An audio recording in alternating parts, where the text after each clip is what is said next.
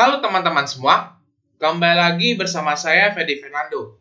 Dan kita akan masuk ke materi terakhir dari mata kuliah akuntansi lanjutan 2, di mana di sini kita akan membahas mengenai perhitungan dari consolidated earnings per share atau consolidated EPS.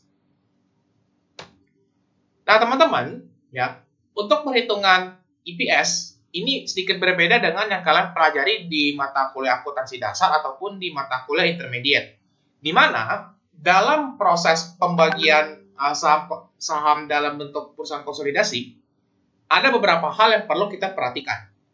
Pertama, ya, laba dan dividen dari subsidiary ya akan dialokasikan dulu kepada pemegang saham preferensi subsidiary. Baru nanti laba dan dividen ini akan dialokasikan ke pemegang saham biasa.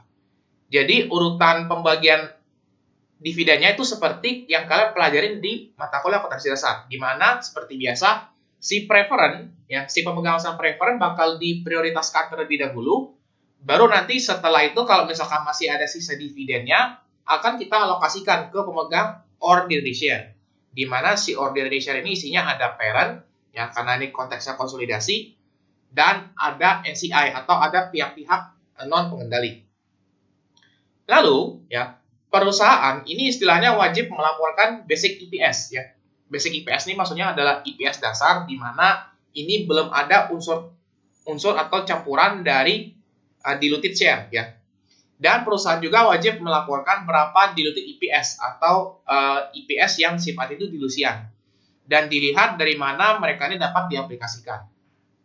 Lalu, ya, dalam proses EPS dari consolidated ini, ya, ada sekuritas anak atau saham si subsidiary yang berpotensi dilutif, di mana saham si subsidiary ini bisa saja dikonversi kepada perusahaan anak itu sendiri, ya, atau kembali ke si pemilik sahamnya, ke si subsidiary-nya, atau bisa juga sekuritas si anak atau saham si anak yang sifatnya dilutif ini dapat dikonversikan ke perusahaan parent-nya, ya.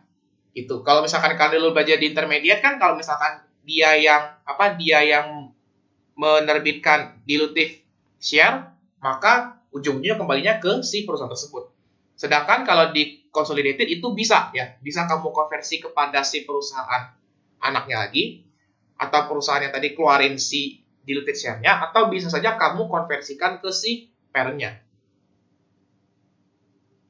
Oke. Berikut merupakan rumus perhitungan untuk EPS, di mana untuk rumusnya sendiri tidak ada beda untuk yang basic EPS dari yang kalian pelajari di intermediate ataupun di AD, di mana basic EPS itu rumusnya adalah net income, kita akan kurangin dengan berapa preferred stock dividennya, ya. Kemudian kita akan bagi dengan weighted average number of outstanding share, ya. Tapi kalau di advance ini biasanya langsung per satu nilai, ya. Dia nilai per satu periode saja. Sedangkan kalau diluted EPS ini dia rumusnya mirip dengan yang ada di atas, cuman ditambah kalau misalkan yang bagian pembilangnya, ya, pembilangnya net income kita kurangin dengan preferred stock dividend, kemudian kita tambahin dengan adjustment of diluted securities.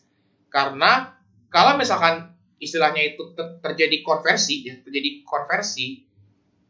diluted share, maka ini kita akan balikin lagi nih, ya. Istilahnya kita akan balikin lagi net income yang tadinya kita hapus gitu, ya. Kemudian kita akan bagi dengan weighted average number of outstanding share. Kemudian kita tambahin dengan share represented by diluted securities. Artinya jumlah saham yang beredar kita bakal tambahin dengan berapa, ya? Kita akan tambahin dengan berapa jumlah saham yang istilahnya itu dilutif atau bisa menambah, ya, menambah si saham yang beredar. Gitu. Oke, sekian dulu untuk pembahasan teorinya. Ya, pembahasan teorinya nggak terlalu panjang. Kita akan lanjut dengan pembahasan problem yang ada. Oke, teman-teman. Sekarang kita akan lanjut dengan pembahasan problemnya. Di sini kita akan membahas problem 4 dari modul Lab Akuntansi Lanjutan 2, di mana di sini ada Pandako, di mana Pandako ini membeli 900.000 lembar saham biasa milik Sapico, ya, per tanggal 1 Januari 2021. Berarti selanjutnya Pandako kita bakal sebut sebagai si parent, Sedangkan Sapico kita bakal sebut sebagai si subsidiary-nya. Oke. Nah, kemudian berikut merupakan posisi keuangan kedua perusahaan tersebut ya pada tanggal 1 Januari. Di mana untuk Pandaco dia punya share capital ordinary ya. Kemudian kebetulan di soal ini udah dikasih tahu ya. Dikasih tahu berapa istilahnya nilai share outstanding-nya. Jadi teman-teman udah nggak perlu pusing-pusing lagi untuk mencari berapa jumlah saham yang beredarnya ya. Kemudian untuk Sapico dikasih tahu ada dua jenis capital, di mana ada share capital ordinary, ya. Kemudian ada share capital preference, ya. Preference dengan bunga 6%, dengan bunga 6%, kemudian 30% kumulatif dan convertible, ya. Convertible share outstanding, ya. Ada kata convertible, teman-teman. Artinya nanti kalau misalkan teman-teman ketemu di soal ujian dan ada kata convertible, entah itu convertible preference, entah itu convertible bonds, maka ini nanti bakal kita masukkan ke dalam perhitungan si diluted EPS-nya sebagai penambah dari nilai share outstanding. Oke. Kemudian dikasih tahu berikutnya nih ya, bahwa satu lembar saham preference dapat dikonversi menjadi 4 lembar saham biasa. Oke. Ya, sesuai ya. Berarti kalau ada kata convertible berarti biasanya si sahamnya ini atau si obligasinya bisa kita tukar menjadi saham biasa. Ya. Kemudian pada tanggal yang sama, Sapico juga menerbitkan 1000 lembar obligasi par 10 tingkat suku bunga 8% per tahun. Diketahui tarif pajak yang berlaku adalah 22% dan setiap satu lembar dapat dikonversi. Berarti kalau ada kata konversi, hal ini menunjukkan bahwa si bonds ini atau si obligasi ini juga memiliki peran dalam perhitungan si diluted EPS-nya. Karena kalau misalkan ada kata convertible, sekali lagi saya bilang bahwa kalau ada kata convertible itu bakal menambah ya, itu bakal menambah nilai dari share outstanding-nya pada saat kita menghitung si diluted EPS-nya. Lalu untuk kalimat terakhir di modul kalian ini dicoret aja ya. Kalimat yang ini dicoret aja karena memang nggak kita pakai di soal. Dan kalau misalkan ada pun kalimatnya nggak terlalu berarti. Jadi kita coret aja ya. Ada ralat.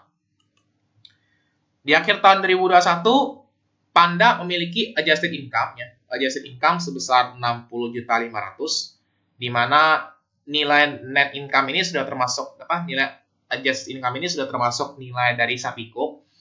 Biasanya ada juga yang bilang si adjusted income ini sebagai separate income. Separate income. Oke.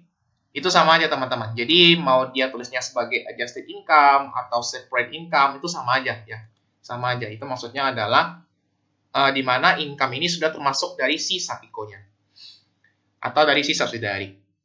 Kemudian Sapico memiliki net income sebesar 24.400. Nah, teman-teman diminta untuk mengerjakan dua hal ya.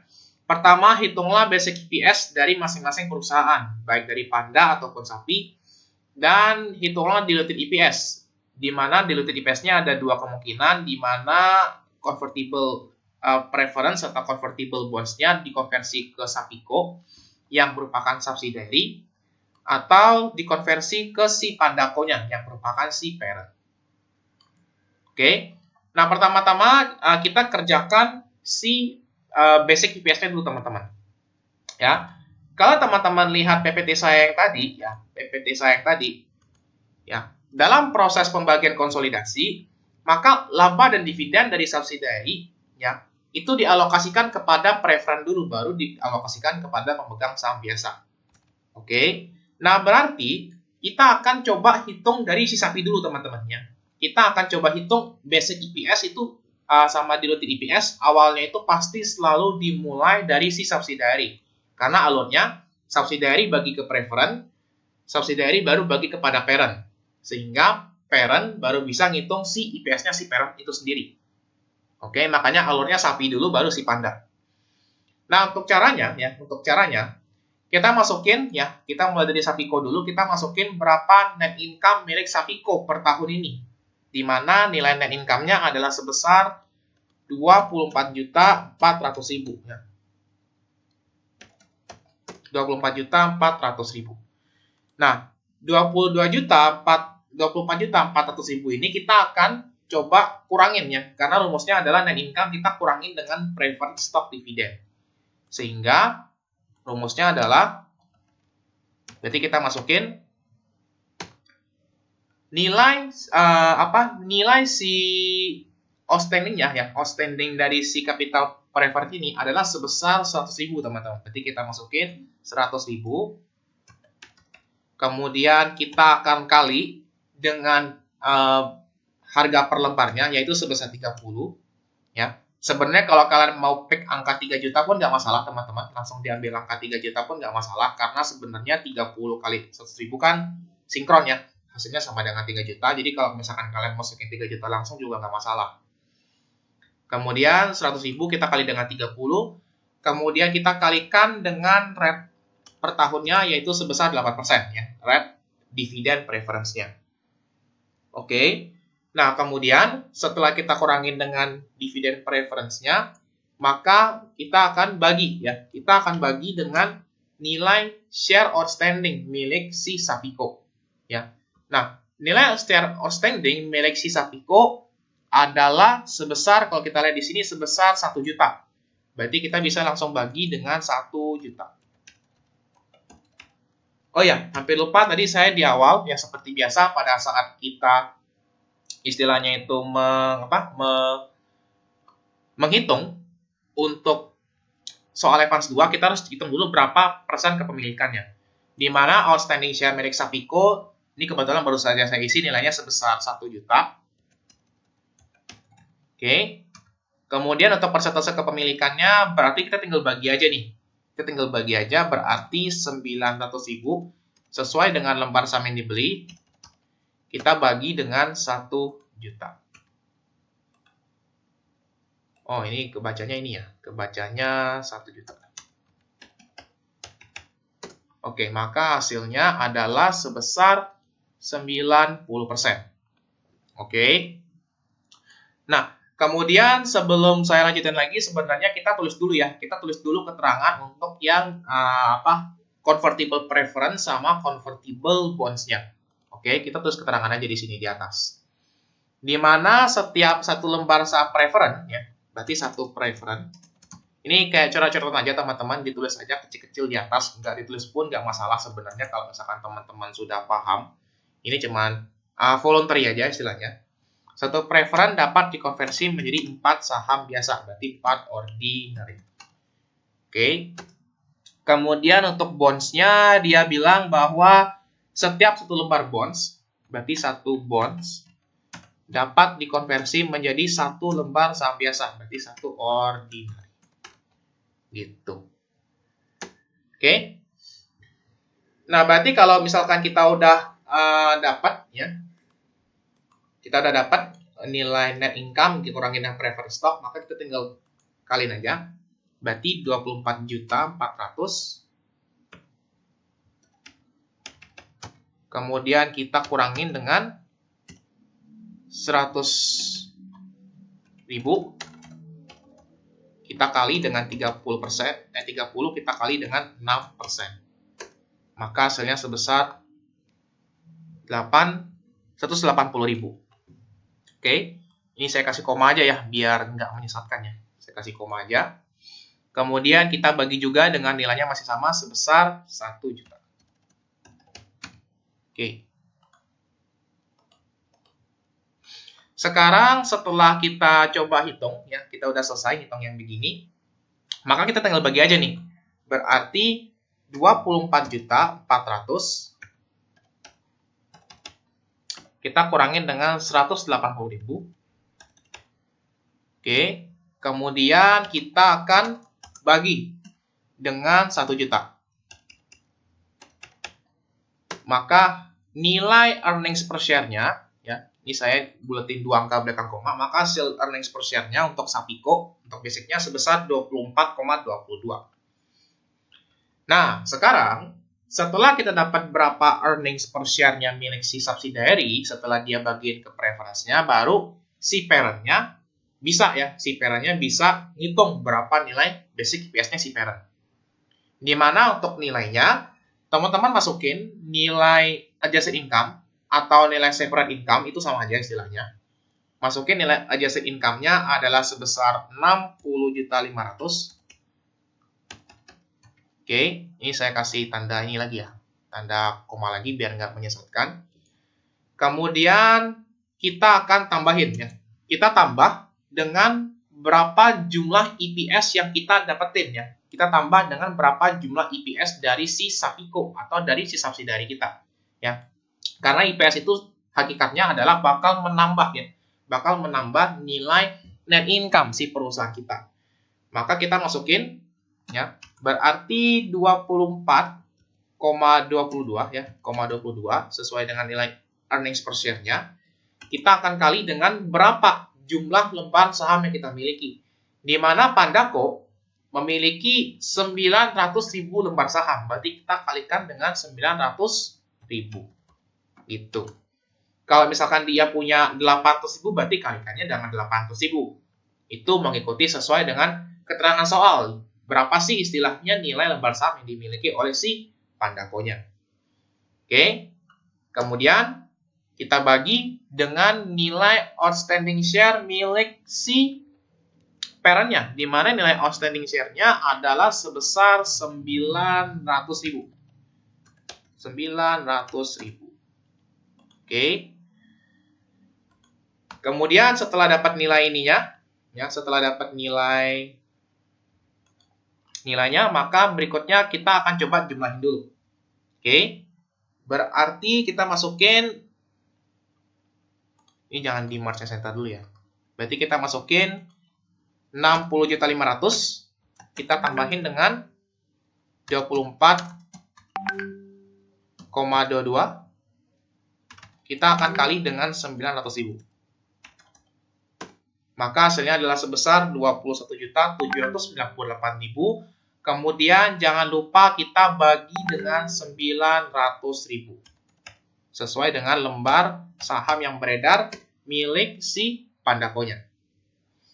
Lalu setelah dapat perhitungan kayak gini, maka kita bisa lanjut untuk ke step berikutnya.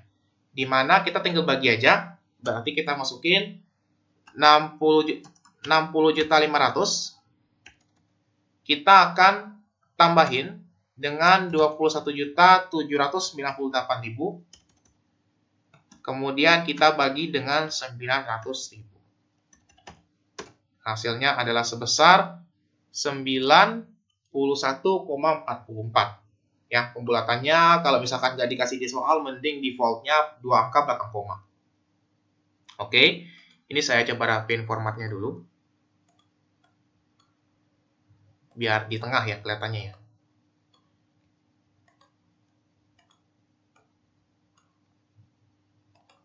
Oke. Berikutnya kita bakal lanjut ya, setelah kita ngitungin berapa istilahnya itu basic EPS-nya, maka kita akan lanjut menghitung diluted EPS. Oke.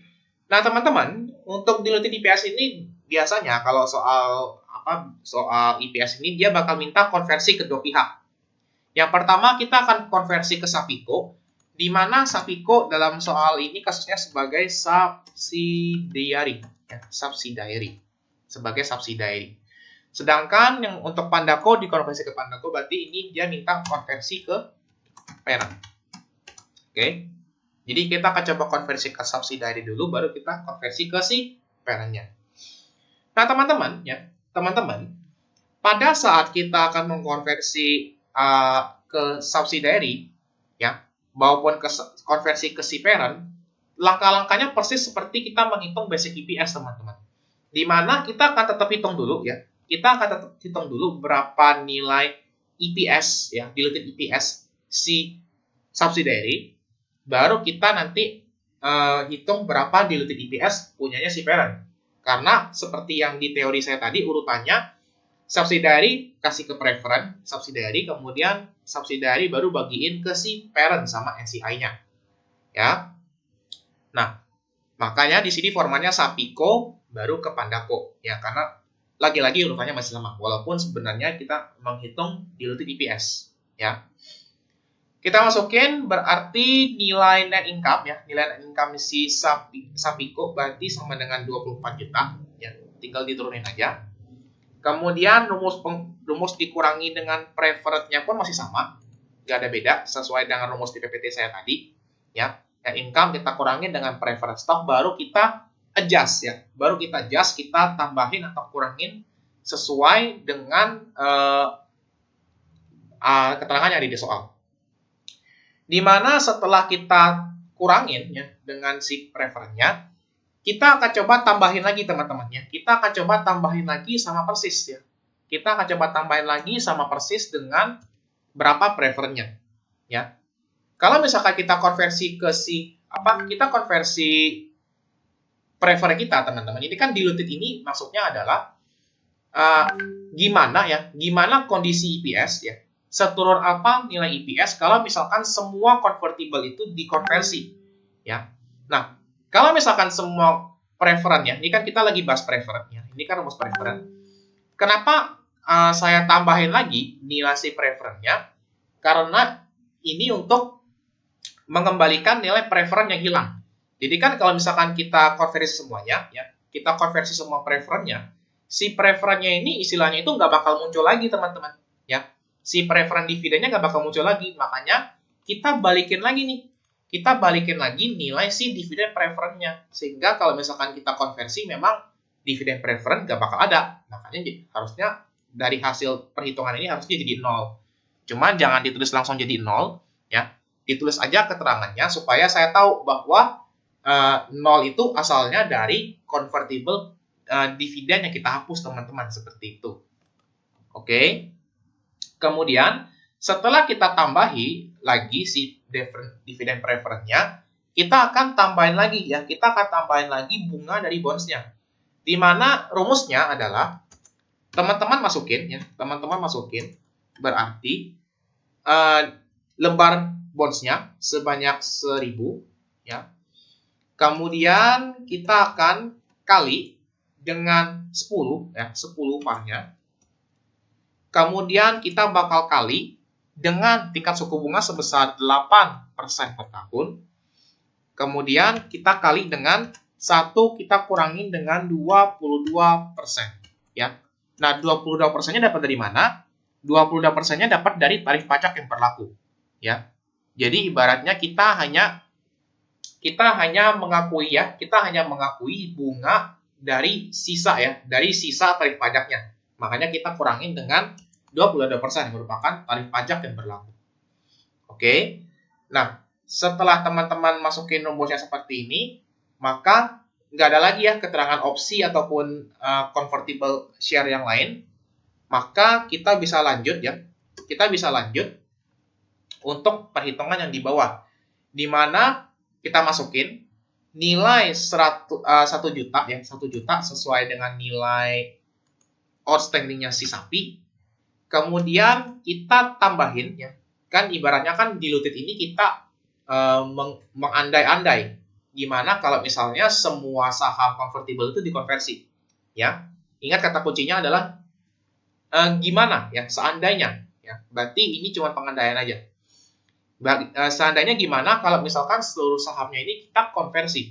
Berarti kalau misalkan seluruh saham konversi ini kita istilahnya kita tukar menjadi saham biasa, maka otomatis logikanya ya, secara logika si saham biasanya ini bakal bertambah ya. Saham biasanya ini yang beredar bakal bertambah. Makanya kita masukin tanda positif di sini. Artinya si sahamnya bakal bertambah kalau misalkan seluruh convertible-nya kita konversi menjadi saham biasa. Oke. Kemudian kita tambahin dengan convertible preference-nya. Di mana untuk convertible preference kita masukin, berarti kita masukin ada 100 lembar ya, 100.000 lembar. 100.000 lembar si convertible preference. Kemudian kita kali dengan rumusnya. Di mana dia bilang satu preference ya, satu preference itu dapat dikonversi menjadi 4 ordinary. Ya, teman-teman harus baca rumus yang ini. Di mana satu preference dapat dikonversi menjadi 4 ordinary. Artinya 100.000 yang merupakan lembar si preference-nya kita akan bagi dengan 1 yang sesuai dengan perbandingan rasio si preference-nya. Kita bagi dengan 1 rasio si preference, kemudian kita kali dengan 4 yang merupakan rasio si ordinary-nya. Ya. Kalau misalkan 100.000 langsung dikali dengan 4 juga nggak masalah selama kalian paham asal rumus 100.000 dikali 4 itu seperti ini. Ya. Kemudian kita akan tambahin lagi dengan convertible bonds-nya, di mana satu bonds itu dapat dikonversi menjadi satu ordinary. Sehingga kita masukin lembar bonds-nya sebanyak 1000, kemudian kita bagi dengan 1, kemudian kita kali dengan 1, sesuai dengan rasio si ordinary-nya. Kalau misalkan udah langsung paham, langsung masukin aja kok 1000. Ya udah, nggak masalah. Yang penting kalian paham gimana caranya dapat nilai si ininya, ya, nilai si pembaginya gitu. Oke, kemudian kita masukin, berarti 24 juta. Oke, kemudian kita kurangin dengan 0 ya, dengan 0. Dengan 0, kenapa dengan 0? Karena seperti yang saya bilang, pada saat seluruh preference itu kita konversi ya, maka nilai dividen preference itu bakal nggak ada lagi teman-teman, istilahnya. Bakal nggak ada lagi. Ya. Kemudian kita akan tambahin ya. Kita akan tambahin, ini jangan di merge dulu, ini saya salah tadi. Kita akan tambahin dengan 100.000 ya. Kita akan tambahin dengan 100.000. 1.000 ya, 1.000 kita kali dengan 10.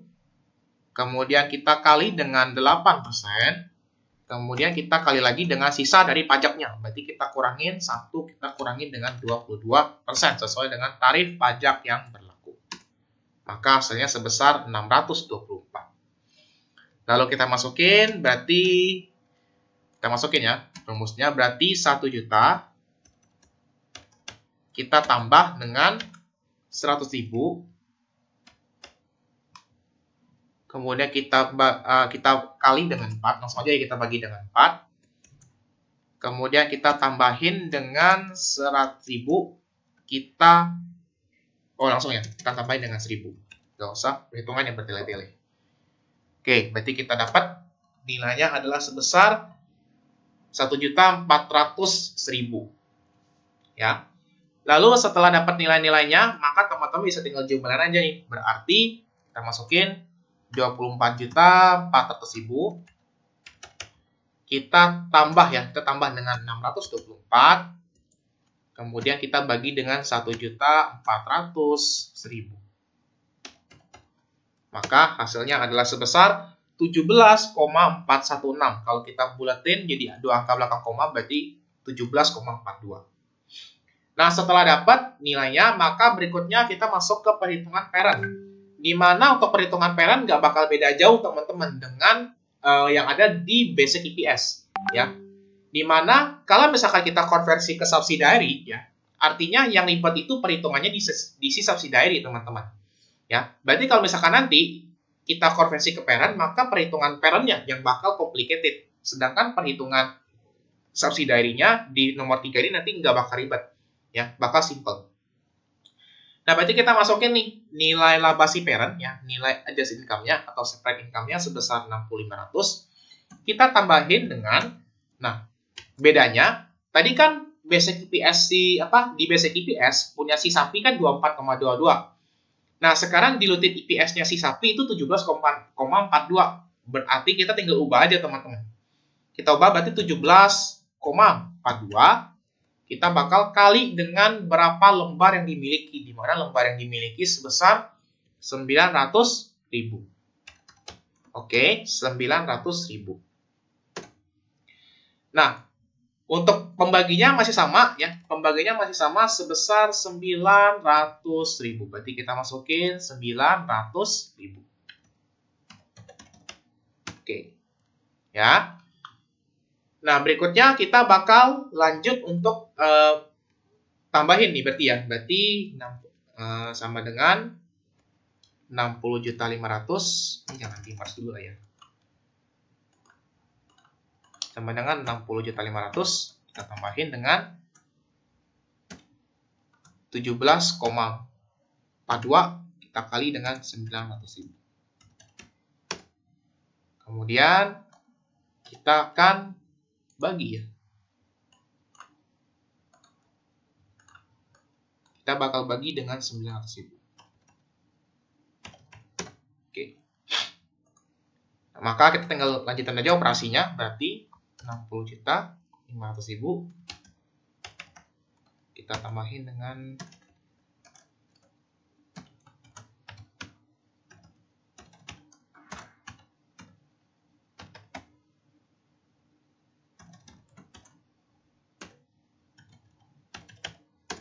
maka hasilnya adalah sebesar 84,64. Kita buletin 2 angka belakang koma. Oke. Selesai untuk yang perhitungan diluted jika dikonversi ke subsidiary.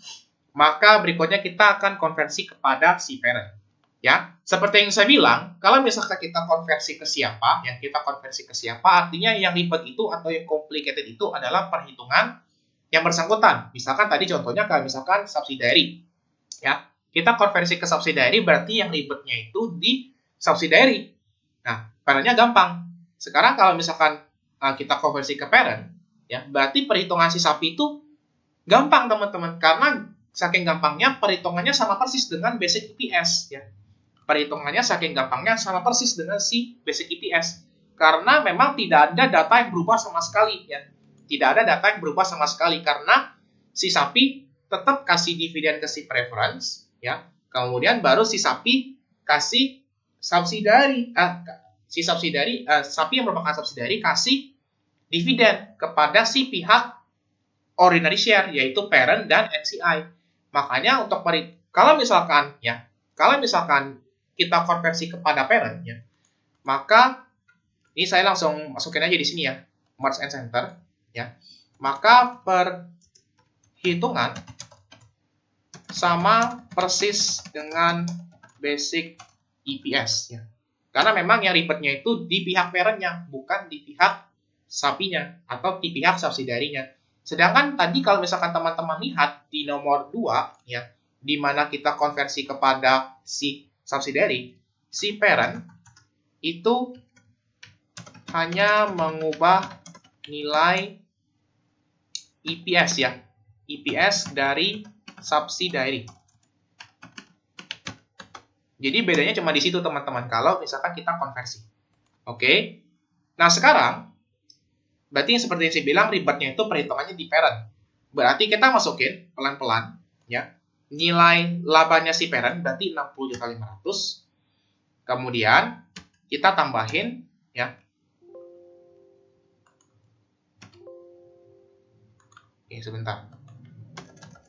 Kita tambahin dengan 24, kita kali dengan 900.000, ya, sesuai dengan keterangan basic EPS. Berarti kita masukin 24,22, kita kali dengan 900.000. Karena kan tadi kan nilainya sama persis, ya, basic EPS-nya sama persis, berarti kita nggak perlu bayangan yang aneh.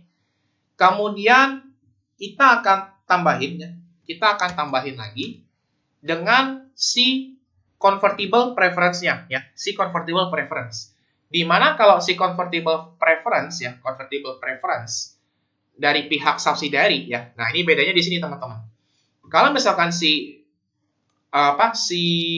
pemegang saham preference-nya konversi semuanya ke pihak subsidiary, maka subsidiary itu istilahnya berhak teman-teman, ya. Berhak untuk menghapus seluruh dividen preference, ya, karena seluruhnya lari ke dia. Sedangkan kalau misalkan si pemegang preference konversi sahamnya ke si parent, berarti si parent itu hanya berhak menghapus istilahnya, ya. Hanya berhak menghapus dividends-nya itu sebesar persentase kepemilikan dia. Karena ingat di materi advance 2 itu biasanya kita memiliki perusahaan subsidiary itu enggak mutlak sebesar 100%. Makanya kita akan tambahin, ya, rumusnya sama persis dengan yang di preference biasa, ya. Berarti kita masukin jumlah lembar sahamnya sebesar 100.000, ya. Kemudian kita kali dengan 30 yang merupakan harganya, kita kali dengan 6%. Kemudian yang kita boleh hapus itu hanya sebesar 90%, ya. Kenapa 90%? Karena si parent memiliki subsidiary itu hanya sebesar 90%. Artinya dividen preference, ya, dividen preference yang akan dihapus itu hanya sebesar 90%-nya. Sehingga kita nggak boleh langsung masukin seperti kasusnya di subsidiary tadi, di mana kita hapus seluruh dividend preference-nya. Ya, oke. Mungkin kalau misalkan kalian masih bingung, ya, saya langsung ke intinya aja. Intinya, kalau misalkan kita konversi semuanya ke preference ya, kita konversi convertible preference ke subsidiary berhak ngapus seluruhnya karena itu atas si dia sendiri. Sedangkan kalau misalkan convertible preference-nya dikonversi kepada si parent, maka si parent itu hanya boleh menghapus sebesar persentase kepemilikan dia karena dia tidak memiliki subsidiary secara penuh. Intinya gitu aja. Ya. Nah, kemudian setelah kita masukin, berarti kan 100.000 kita kali dengan 36% kali dengan kepemilikan. Maka berikutnya kita akan lanjut dengan bonds-nya. Di mana untuk bonds itu sama persis, tidak ada perbedaan dengan yang ada di konversi bonds dari pihak subsidiary ataupun ke pihak parent. Maka kita tinggal kopas saja dari yang ada di keterangan subsidiary tadi, di mana 1.000 kita akan kali dengan 10, kemudian kita akan kali dengan 8%, kemudian kita kali dengan 1 dikurangi dengan 22% yang merupakan nilai tax rate-nya. Jadi yang beda itu cuma di bagian convertible preference saja teman-teman untuk perhitungannya. Oke. Kemudian untuk bagian penyebutnya atau yang bagian bawah yang pembagi ya, kalian sebutnya ya, bagian pembaginya. Kita akan masukin nilai lembar sahamnya si Panda sebesar 900.000. Kemudian ingat kalau dilutit seperti konsep yang saya jelasin di awal, kita akan mengandai-andai gimana seandainya kalau seluruh sahamnya kita konversi ya, seluruh convertible itu dikonversi oleh pemiliknya. Berarti kita masukin ya, 1 lembar preference dapat dikonversi menjadi 4 lembar. Berarti kita masukin 100.000 kita bagi dengan 1, kita kali dengan 4 sesuai dengan rumus yang ada di bagian sini sebenarnya. Jadi rumusnya sebenarnya sama persis, tinggal kita turunin aja. Kemudian kita tambahin lagi dengan convertible bonds-nya, berarti kita masukin 1.000, kita bakal bagi dengan 1, kemudian kita kali dengan 1. Gitu. Oke. Nah, kemudian kita masukin berarti 60.500 kita tambahin dengan 24,22 kita kali dengan 900.000. Kemudian kita tambahin lagi dengan 100.000 kita kali dengan 30, kita kali dengan 6%, kita kali dengan 90% sesuai dengan kepemilikan parentnya. Kemudian kita tambahin lagi dengan 1.000, kita kali dengan 10, kita kali dengan 8%, kemudian kita kali dengan 1 dikurangi dengan 22%. Oke. Lalu untuk per bawahnya ikutin aja 100.000, kemudian kita tambahin dengan 100.000, kita kali dengan 4 langsung aja, dan kita tambahin dengan 1.000. Oke, kita udah dapat, maka tinggal masukin aja ya. Berarti kita masukin 60.500. Kita tambahin dengan 21.798.000.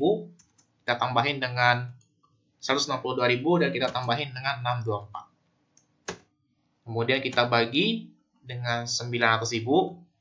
Kita tambahin dengan 400.000 dan kita tambahin dengan 1.000. Maka tinggal kita bagi aja, maka diluted EPS untuk pihak si parent-nya adalah sebesar 63,38 ya. Nah, ini kurang lebih untuk pembahasan yang diluted EPS ya.